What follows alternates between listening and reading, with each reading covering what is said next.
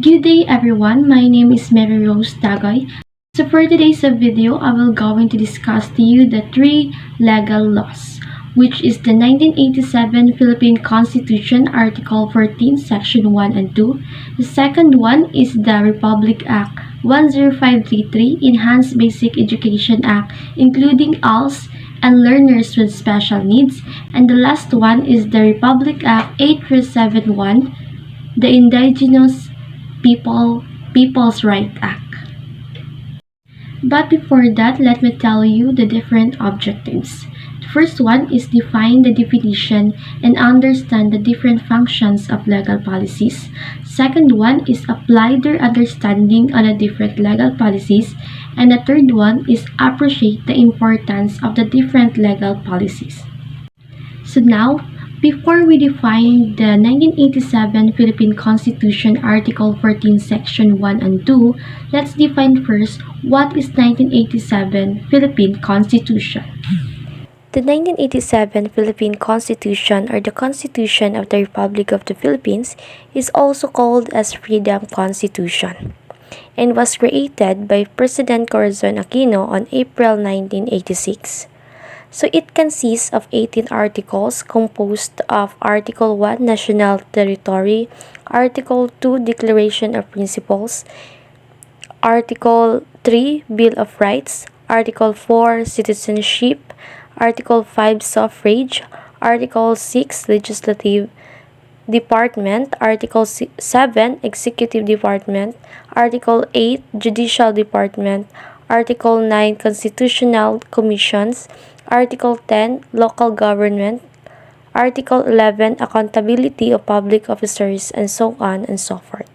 So this Constitution established a representative democracy with power that will help citizens voice out their claims and act free. This ensures that everyone has the freedom to act and be responsible of our own rights.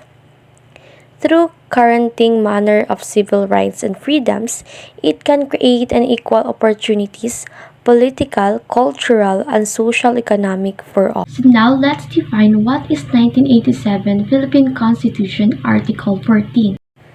So the 1987 Philippine Constitution Article 14 is also called as Education, Science and Technology, Arts, Culture, and Sports.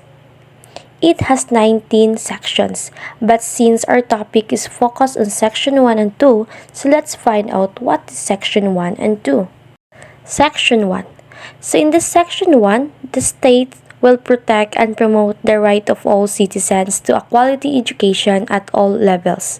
So it means that all citizens has the rights to have a quality education, and the state also will make steps to make the education or the quality education accessible to all citizens. Section 2. In the Section 2, it means that the state will going to establish, maintain, and support a complete system of education that is relevant to the needs of people in a society. In the first section, it states that the state shall maintain a system of education that is free public in elementary and high school levels so that the parents that have no financial budget will have the chance to send their child in elementary until high school. The next one is that the state shall establish and maintain a scholarship grants, student loan programs, subsidies, and other incentives to help those students that do their best in studying and deserving to be part of it. Next is that the state shall encourage those other types of learning systems like non-formal, informal, and others to help those people who wants to have an education and more knowledge. The last part of Section 2 is that the state will provide adults, citizens, disabled, and other citizens a training that will enhance and develop their different skills. And now let's go on the Republic Act 10533, Enhanced Basic Education Act, including ALS and learners with special needs. The RA 10533 is also called as Enhanced Basic Education Act of 2013. Since we discussed already about the RA 10533 on the first semester, let's focus on the objectives it have that includes ALS and learners with special needs. But first, let's define what is ALS. So ALS is the Alternative Learning System.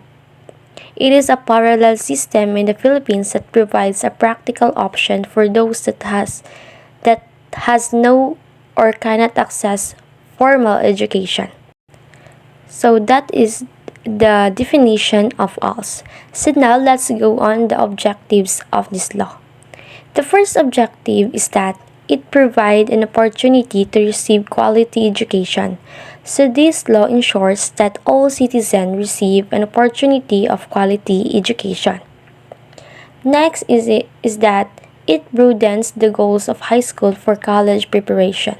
So in this part, this law ensures that every student is ready and already broadened the mind before they enter in college. They ensures that you are prepared in facing college life, and for all students and learners with special needs, it also ensures that they will learn enough to be a competitive individual in our society. The last one is that the education they provide is learner-centered, responsive to the needs, cognitive, and cultural capacity. So this law ensures that the learners learn something that is responsive to their needs and can create and understand deepen our unique differences. And the last one is the Republic Act 8371, the Indigenous Peoples' Right Act. The RA 8371 is also called the Indigenous Peoples' Right Act of 1997. So it was signed by Fidel Ramos on October 29, 1997.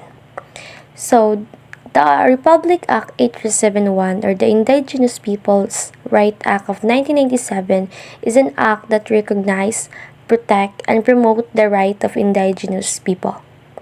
So this law includes to protect and promote the rights of those indigenous cultural communities and create a national commission on indigenous people.